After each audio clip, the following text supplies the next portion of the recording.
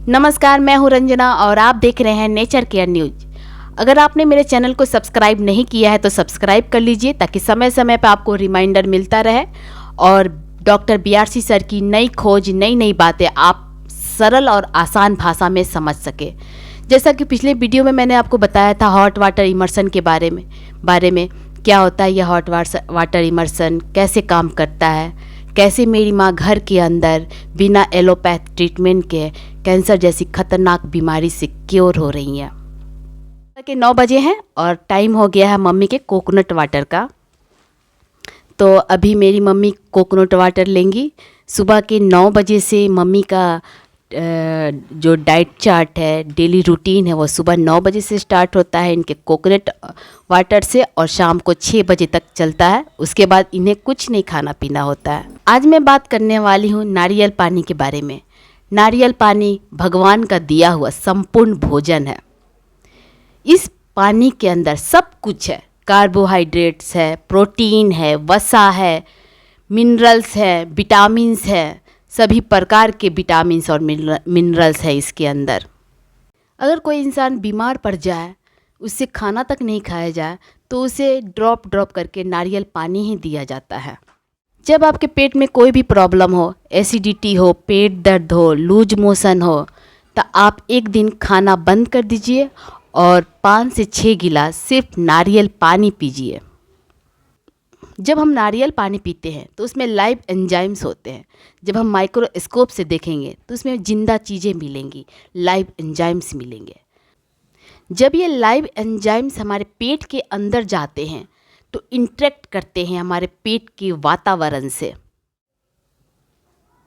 पेट के नीचे इम्यूनिटी की लेयर होती है, उससे बातचीत करते हैं ये लाइव एंजाइम। कहते हैं क्या हाल है भाई पेट का, तब हमारा पेट रिप्लाई करता है पोटेशियम बढ़ा है, शुगर लेवल बढ़ा है, सोडियम कम। तब तय होता है कि फूड का कौन सा पार्ट लीवर में जाएगा, कौन सा ब्लड में जाएगा, कौन सा स्टोर होगा। और ये सारा काम कौन करता है? ये लाइव एंजाइम्स। अगर हमें ये लाइव एंजाइम्स को मारना है तो हम इस फूड को गर्म कर देंगे तो सारे लाइव एंजाइम्स मर जाएंगे, फिर वो मृत एंजाइम्स बन जाएंगे। और जब ये मृत एंजाइम्स हम पीते हैं तो ये हमारे बॉडी से इंटरेक्ट नहीं करता।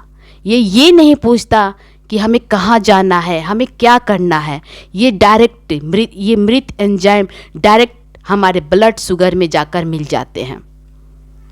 ये मृत एंजाइम्स हमारे शरीर के लिए बहुत ही खतरनाक है। मेरी मदर जिस खतरनाक बीमारी से फाइटिंग कर रही थी, आज वो घर के अंदर स्वस्थ हो रही है। ये प्रमाण आपके लिए बहुत बड़ा प्रमाण है कि घर के अंदर भी कोई स्वस्थ हो सकता है। और आज उन्हें हम बहुत सारी लाइव चीज़ें ही खाने को देते हैं। ये एलोपैथ के डॉक्टर आपको कभी नहीं बताएंगे। अगर आपको लंग्स में प्रॉब्लम है तो ये आपको ये कहेंगे कि ठंडी चीज़ें मत खाओ।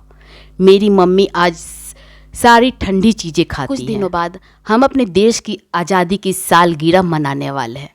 देश की आज़ादी की सालगिरह तो हम मना ही लेंगे, लेकिन आप ये तो सोचिए इसी गुलामी से बाहर निकलकर उसका सालगिरह कब मनाएंगे, ये आपको तय करना है। आप संदेह के घेरे से बाहर निकलिए। लोगों को नेचुरोपैथी पे विश्वास नहीं होता।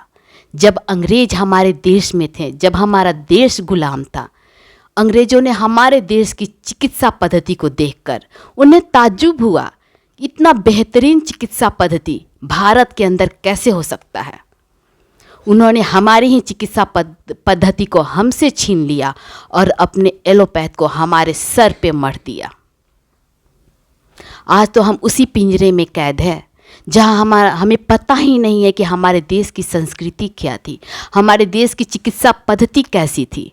लोग आज इसे कबाड़ी समझते हैं, नेचुरोपैथी को कबाड़ समझते हैं, कहते हैं कि यहाँ कुछ नहीं होता। इससे ज़्यादा प्रमाण मैं आपको क्या दे सकती हूँ। जब मेरी माँ घर के अंदर इस खतरनाक बीमारी से क्योर हो रही हैं, इस मानसिकता से बाहर निकलिए आप। ये मानसिकता आपकी आने वाली पीढ़ी को भी ख़त्म कर देगी। सुभाष चंद्र बोस, भगत सिंह, चंद्रशेखर आज़ाद हमें गुलामी की बेड़ियों से तो बाहर निकाल लाए, लेकिन मानसिक गुलामी की बेड़ियों से हमें कौन निकालेगा। क्रांति का आगाज करने तो डॉक्टर BRC आ ही चुके हैं, लेकिन आपके कानों तक उनकी आगाज की आवाज़ नहीं सुनाई दे रही है। आप अपनों को बचा लीजिए एलोपैथ के चंगुल से। शायद आपको ये नहीं पता, हम इन एलोपैथ डॉक्टरों को मोटी मोटी रकम देते हैं छोटी से बड़ी बीमारियों के लिए। उस रकम का 60% विदेशों में जाता है। सोचिए, विचारिए, आज भी वक्त है आपके पास। मेरी मदर समाज के लिए, देश के लिए, सबके लिए एक प्रेरणा स्रोत बनकर उभरेंगी, क्योंकि वो घर के अंदर इस खतरनाक बीमारी से बाहर आ रही हैं बिना किसी एलोपैथिक ट्रीटमेंट के। लास्ट में मैं बस इतना ही कहना चाहूँगी, कौन कहता है कि आप घर के अंदर स्वस्थ नहीं हो सकते? कौन कहता है कि आप घर के अंदर ठीक नहीं हो सकते? एक कदम नेचुरोपैथ की तरफ बढ़ा कर तो देखो यारो। इन्हीं शब्दों के साथ जय हिंद, जय भारत।